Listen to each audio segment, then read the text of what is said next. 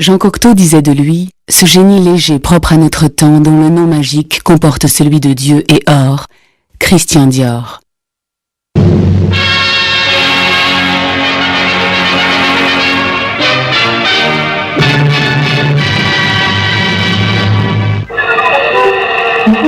1947, Élisabeth d'Angleterre épouse Philippe Mountbatten. 1947, l'ONU donne des frontières à l'État d'Israël. 1947, une bombe dans la couture. Les jupes s'allongent. D'un coup, la mode s'en trouve bouleversée. Cette révolution est l'œuvre d'un homme, Christian Dior.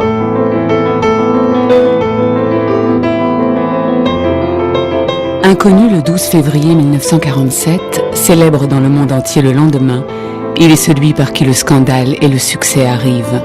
En inventant le New Look, la bombe Dior est en marche, et déjà les élégantes du monde entier comme la duchesse de Windsor l'adoptent.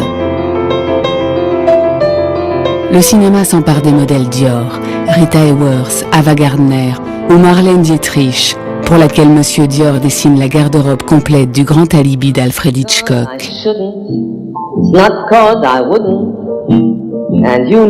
L'événement capital du mois d'août aura été l'explosion de la bombe Dior, qui a mis le feu aux poudres de riz et déclenché une nouvelle guerre des deux jupes.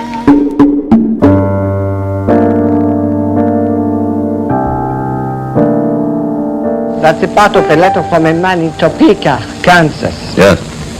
He says, another thing, Dior, if you ever put your foot in Topeka, you bum, I'll beat your brains in. Je voulais être architecte. Étant couturier, je suis obligé de suivre des lois, des principes d'architecture. Ce n'est pas un vain mot de parler de l'architecture d'une robe. Une robe se construit, et elle se construit selon le sens des tissus. Le sens des tissus, c'est le secret de la couture. Et c'est un secret qui dépend de la première loi architecturale, celle de l'obéissance à la pesanteur.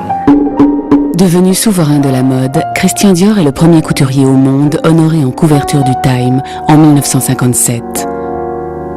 Icône des stars et des princesses, le couturier vedette à l'ascension fulgurante laissera orpheline toute une profession. La plus prestigieuse des maisons de couture du monde vient de perdre son créateur et son animateur. Décédé d'une crise cardiaque en Italie où il prenait un repos qu'il s'était interdit pendant des années, Christian Dior reçoit dans son hôtel parisien le dernier adieu de ses amis et collaborateurs. Sa disparition crée dans la mode un vide irréparable. La maison Dior entre dans la légende, révélant de grands destins. Celui d'Yves Saint-Laurent qui, à 21 ans, perpétue l'ambition créative de la maison en présence de la princesse Margaret. Pour moi, une robe, c'est d'abord un dessin. Marc Bohan, durant 29 ans, consacre Dior dans la tradition du raffinement et de l'élégance. Shopping numéro 135, 135. C'est en Dior que Marilyn pose pour sa dernière séance. Et c'est en Dior que Sa Majesté Farah Pahlavi se fait couronner.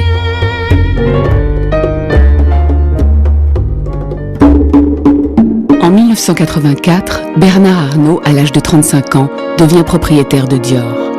C'est son talent, et je crois qu'on peut dire son génie, qui font qu'aujourd'hui, le nom de Christian Dior est le nom français le plus connu au monde. En 1989, le couturier italien Gianfranco Ferré prend la direction artistique des collections. Il y introduit son goût baroque et exubérant au service d'une garde-robe parisienne. Aux côtés de Bernard et Hélène Arnault, lors du 50e anniversaire de Dior, la princesse Diana porte la première création de John Galliano pour Dior. Elle ouvre l'ère Galliano, le sac Lady Dior est né.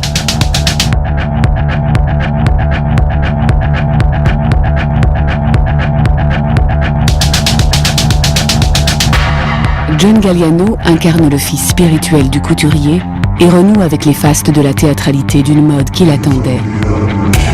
Avec la virtuosité qui est la sienne, il ne pouvait mieux incarner la plus magique et influente maison de couture française au monde.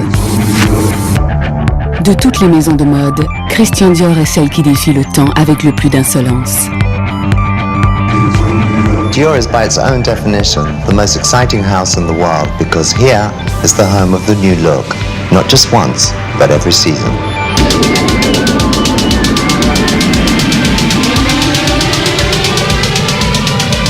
Dans tous les ouvrages de référence, il est dit que l'histoire de la mode contemporaine commence en 1947 avec le New Look. Pour moi, Dior, c'est la puissance de la création, alliée à une exécution d'artisans au service de cette création très forte. You are, of course, what else?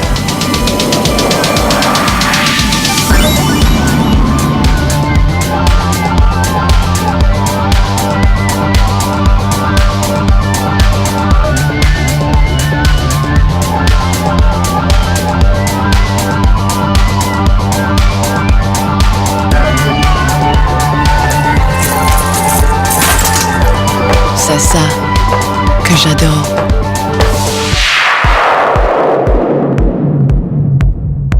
J'adore Dior.